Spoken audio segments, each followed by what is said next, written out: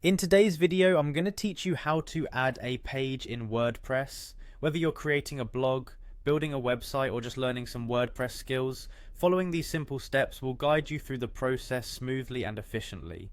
Let's start with the first step. Open your web browser and head over to wordpress.com. This is the central hub where you'll have access to create and manage your WordPress website. Once you're on the home page, look towards the top right corner where you'll find an option that says Login. Click on it and you'll be directed to the login page. On the login page there's a convenient option called Continue with Google. Click on this. It's a quick and easy way to log in, especially if you have a Google account set up, allowing you to skip the usual email and password hassle. After selecting Continue with Google, a window will pop up asking you to choose the Google account associated with your WordPress site. Click on the appropriate account and WordPress will then grant you access to your dashboard. Now that you're logged in, look for the sidebar on the left. Here, you'll want to find and click on Pages.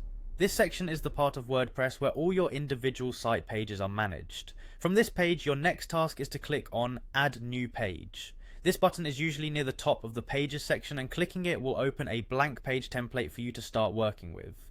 With the new page template in front of you, it's time to get creative. Firstly, you're going to need a title. The title should reflect the content or purpose of the page, and remember, this is the first thing visitors will see, so make it clear and informative. Once the title is in place, it's time to move on to the main content of your page. This is where you add text, images, embedded videos, and whatever else you need to convey your message. Consider your audience while crafting your content to make it engaging and easy to understand. After completing the content, take a moment to review everything. Make sure it's polished, the links work correctly, and everything appears as you intended.